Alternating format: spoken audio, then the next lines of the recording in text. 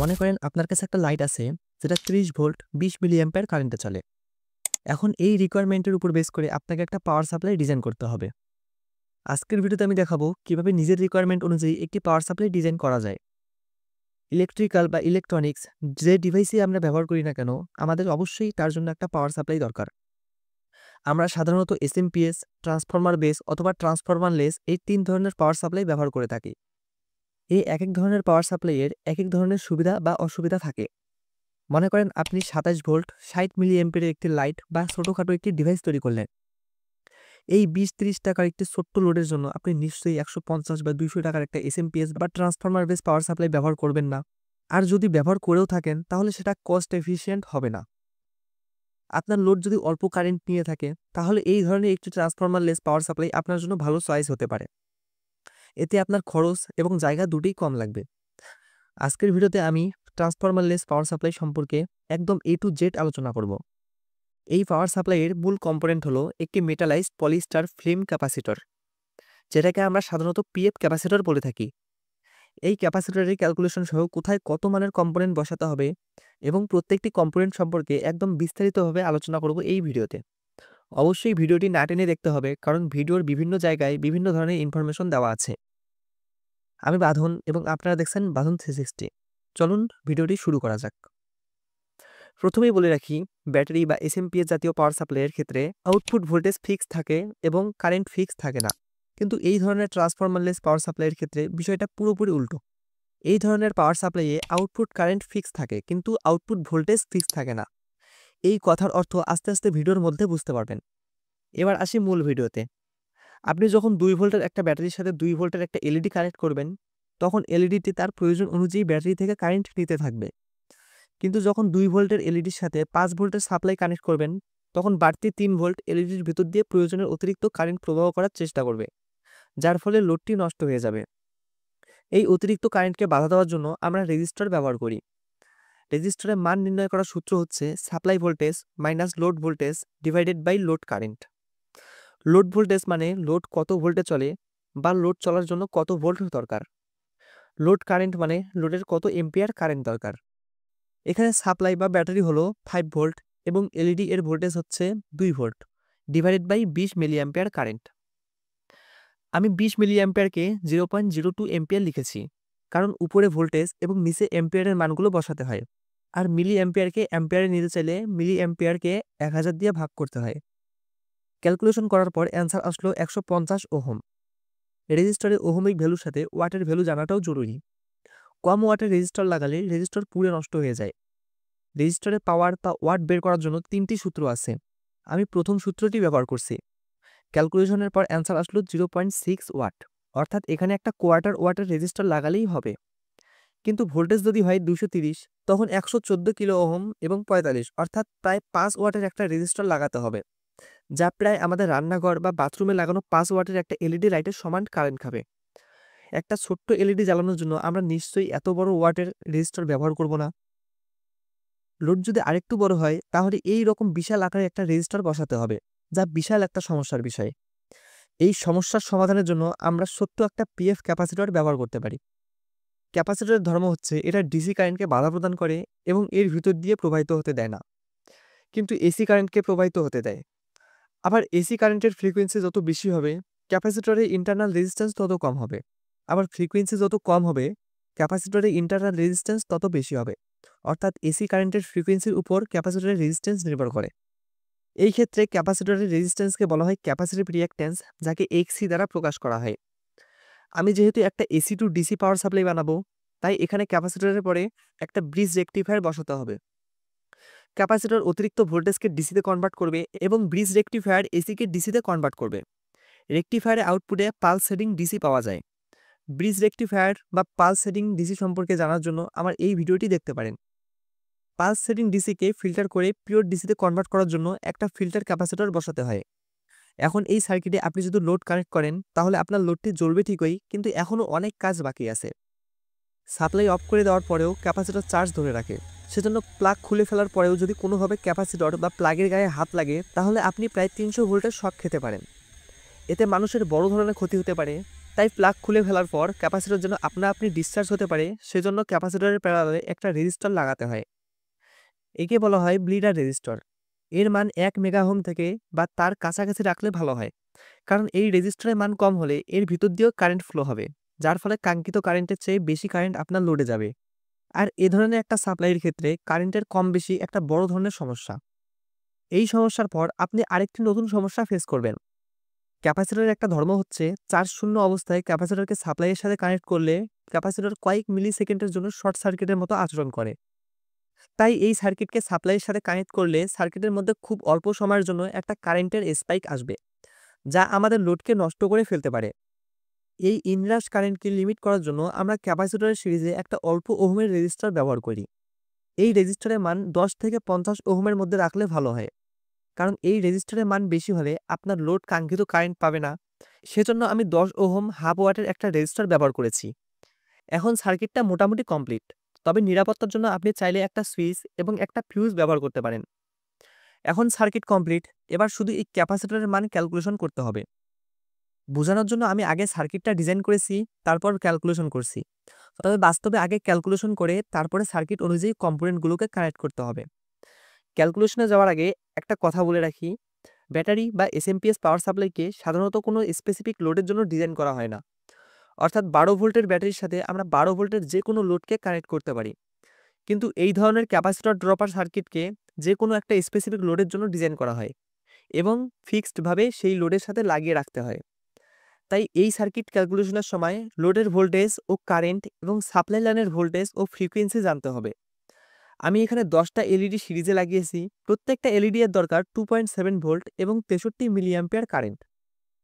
সিরিজে যেহেতু current same থাকে, তাই একটা এলইডিরও যেই কারেন্ট প্রয়োজন 10টা এলইডিরই সেই একই কারেন্ট প্রয়োজন। আর 2.7 ভোল্টের 10টা এলইডিকে সিরিজে কানেক্ট করলে টোটাল ভোল্টেজ হবে 27 ভোল্ট। তাহলে আমার লোডের প্রয়োজন হবে 27 ভোল্ট 63 মিলি অ্যাম্পিয়ার কারেন্ট। আমাদের সাপ্লাই লাইনের ভোল্টেজ হচ্ছে 230 ভোল্ট এবং ফ্রিকোয়েন্সি হচ্ছে 50 হার্টজ। একদম প্রথমে একটা এলইডি জ্বালানোর জন্য আমরা যেভাবে রেজিস্টার ক্যালকুলেশন করেছিলাম, ঠিক একইভাবে এখানেও ক্যালকুলেশন করতে হবে। আমার এখানে সাপ্লাই ভোল্টেজ 230, কিন্তু লোডের জন্য লাগবে মাত্র 27 ভোল্ট। তাহলে ড্রপ করতে হবে আমাদের 203 ভোল্ট। এখন আমার এমন একটা রেজিস্টার লাগবে যে রেজিস্টার 63 মিলি অ্যাম্পিয়ার কারেন্ট দিতে পারে এবং 203 ভোল্টকে ড্রপ করবে। রেজিস্টার নির্ণয়ের সূত্র হচ্ছে R = V/I। মান বসিয়ে ক্যালকুলেশন করলে অ্যান্সার আসলো 3222 ওহম। তার মানে 230 ভোল্টের লাইনে আমার এই 27 ভোল্টের লোডটি চালানোর জন্য এমন একটা ক্যাপাসিটরের প্রয়োজন যার 50 হার্জ ফ্রিকোয়েন্সিতে রেজিস্ট্যান্স হবে 3222 ওহম। আমরা রেজিস্ট্যান্স সমান ক্যাপাসিটিভ রিঅ্যাকট্যান্স বলতে পারি, অর্থাৎ R = XC। তাহলে XC সমান 3222 ওহম লেখা যায়। আবার ক্যাপাসিটরের মান নির্ণয় করার সূত্র হচ্ছে C = 1/2πfx। এখানে পাই এর মান আমরা জানি 3.1416। ফ্রিকোয়েন্সি f সমান দেওয়া আছে 50 হার্জ এবং XC বা ক্যাপাসিটিভ রিঅ্যাকট্যান্স মাত্র বের করলাম 3222 ওহম। এখন ক্যালকুলেশন করলে অ্যান্সার আসবে 0.00000098792 ফ্যারাড। এই ধরনের ক্যাপাসিটরগুলোর রেটিং সাধারণত পিকো ফ্যারাডে হয়ে থাকে, এজন্য এদের পিএফ ক্যাপাসিটরও বলা হয়। তাই এই ফ্যারাডের ভ্যালুটাকে পিকো ফ্যারাডে কনভার্ট করতে হবে। ফ্যারাড থেকে সরাসরি পিকো ফ্যারাডে যাওয়ার জন্য ফ্যারাডের ভ্যালুর সাথে 10⁻12 দিয়ে গুণ করতে হবে, অথবা ভেঙেও গুণ করতে পারেন। আমি ভেঙে গুণ করে দেখাচ্ছি। ফ্যারাডের সাথে 1000 গুণ করলে আমরা পাবো মিলি ফ্যারাড, আবার মিলি ফ্যারাডকে 1000 দিয়ে গুণ করলে আমরা পাবো মাইক্রো ফ্যারাড। এখানে আমরা পেয়েছি 0.98 সামথিং মাইক্রো ফ্যারাড। 0.98 ফ্যারাডকে কিন্তু আমরা 1 মাইক্রো ফ্যারাড ধরতে পারি। এই ধরনের পরিস্থিতিতে খুচরা হিসাবটার চেয়ে একটু বড় হিসাবটা নিয়ে কাজ করাটাই বেটার। অর্থাৎ 0.98 মাইক্রো ফ্যারাডের চেয়ে 1 মাইক্রো ফ্যারাড ধরে হিসাব করলে ভালো হবে। তবে আপনার সুবিধার্থে আমি 0.98 এর হিসাবটাও দিয়ে দিচ্ছি। 0.98 মাইক্রো ফ্যারাডকে 1000 দিয়ে গুণ করলে আমরা পাবো এত ন্যানো ফ্যারাড। ন্যানো ফ্যারাডের সাথে আবার 1000 গুণ করলে আমরা পাবো 9,87,920 পিকো ফ্যারাড। এই পিকো ফ্যারাডের ক্যাপাসিটর কোড হবে 984J। তবে এই কোডের ক্যাপাসিটর বাজারে পাওয়া যায় না। সেই ক্ষেত্রে 9,87,920 পিকো ফ্যারাডের চেয়ে কিছুটা কম অথবা কিছুটা বেশি মানের ক্যাপাসিটর ব্যবহার করতে হবে। যাই হোক, আমরা এত খুচরা হিসাবের মধ্যে না যাই, আমরা 1 মাইক্রো ফ্যারাড ধরে হিসাব করি। 1 মাইক্রোফ্যারাড গুণ 1000 সমান সমান 1000 ন্যানোফ্যারাড। 1000 ন্যানোফ্যারাড গুণ 1000 সমান সমান 10 লক্ষ পিকোফ্যারাড। 10 লক্ষ পিকোফ্যারাডের ক্যাপাসিটর কোড হবে 105J। এই কোড বের করার নিয়ম হচ্ছে পিএফ ভ্যালুর প্রথম ও দ্বিতীয় ডিজিট পাশাপাশি বসবে এবং তারপর যতগুলো ডিজিট থাকবে সেই অঙ্কটা বসাতে হবে। যেমন আমার এখানে 5টা শূন্য আছে, এজন্য আমি 5 বসিয়েছি। আর এই কোডের শেষের দিকে দেখবেন জে, কে অথবা অন্য কোনো লেটার বসানো থাকে। এইটা মূলত ক্যাপাসিটরের টলারেন্স বোঝায়। যেমন জেতে +-5% টলারেন্স এবং কেতে +-10% টলারেন্স বোঝায়। আমরা সবসময় চেষ্টা করব কম টলারেন্স যুক্ত কম্পোনেন্ট কেনার জন্য। আমি +-5 টলারেন্সের ক্যাপাসিটর আমাদের এখানে লোকাল মার্কেটে খুঁজে পাইনি, এজন্য 105K মানের ক্যাপাসিটর ব্যবহার করেছি। আর ক্যাপাসিটরের ভোল্টেজ রেটিং ক্যাপাসিটরে যে ভোল্টেজ আসছে তার চেয়ে প্রায় 1.5 থেকে 2 গুণ বেশি রাখা উচিত, তাই আমি 400 ভোল্টের ক্যাপাসিটর ব্যবহার করেছি। লোড সহকারে এই অবস্থায় এই সার্কিটের আউটপুটে 27 ভোল্ট ডিসি পাওয়া যাবে, কিন্তু লোডটা খুলে ফেলার পর 325 ভোল্ট ডিসি পাওয়া যাবে। ইনপুটে 230 ভোল্ট দেওয়া হয়েছে, কিন্তু আউটপুটে পাওয়া যাচ্ছে 325 ভোল্ট। এর কারণ হচ্ছে 220 ভোল্টের পিক ভোল্টেজ হচ্ছে 325 ভোল্ট, আর ক্যাপাসিটর সবসময় পিক ভোল্টেজে চার্জ হয়। সেজন্য যদি আপনি রেগুলেটর ইউনিট বাদে এইভাবে সার্কিটটা তৈরি করেন, তাহলে অবশ্যই 400 ভোল্টের একটা ফিল্টার ক্যাপাসিটর ব্যবহার করবেন। যদি ক্যাপাসিটরের ভোল্টেজ রেটিং 225-এর কম হয়, তাহলে লোড খুলে ফেলার পর অথবা লোড নষ্ট হয়ে যাওয়ার সাথে সাথেই ক্যাপাসিটরটি ব্লাস্ট করবে। ফিল্টার ক্যাপাসিটরের ক্যালকুলেশনের জন্য আমি অন্য একটা ভিডিও বানিয়ে দেব। এই সার্কিটে আউটপুটে যেহেতু কারেন্ট কম, তাই 10 থেকে 50 মাইক্রোফ্যারাডের একটা ক্যাপাসিটর লাগালেই হবে। আপনি যদি এই সার্কিটের আউটপুটে একটা ফিক্স ভোল্টেজ চান, তাহলে এভাবে একটা রেজিস্টর ও একটা জেনার ডায়োড ব্যবহার করতে পারেন। আপনি যদি আউটপুটে সবসময় ফিক্সড 12 ভোল্ট চান, তাহলে 12 ভোল্টের একটা জেনার ডায়োড বসাতে হবে। জেনার ডায়োড এবং এই রেজিস্টরের আলাদা একটা ক্যালকুলেশন আছে, দেখতে চাইলে অবশ্যই কমেন্ট করে জানিয়ে দিন।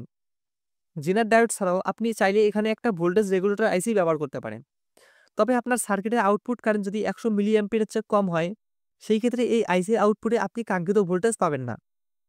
এই সার্কিটের লাইন দেওয়া অবস্থায় কখনো হাত বা লোড কানেক্ট করা যাবে না, তাতে আপনার লোডটি ওভার ভোল্টেজের কারণে নষ্ট হয়ে যাবে। সেজন্য আগে লোড কানেক্ট করবেন, তারপরে সাপ্লাই দিবেন। এই সার্কিটের ইনপুট এবং আউটপুটের মধ্যে যেহেতু কোনো আলাদা আইসোলেশন নেই, তাই লাইন দেওয়া অবস্থায় কখনো এই সার্কিটে হাত দেওয়া যাবে না। লোড লাগানো অবস্থায় যদি ফেজ তারটি ক্যাপাসিটরের সাথে লাগানো থাকে, তাহলে সার্কিটের টেস্টার জ্বলবে না। কিন্তু যদি নিউট্রাল মানে ক্যাপাসিটরের বিপরীত তারের সাথে যদি ফেজ তার কানেক্ট করা হয়, তাহলে পুরো সার্কিটের মধ্যে হাই ভোল্টেজ থাকবে এবং টেস্টার জ্বলবে।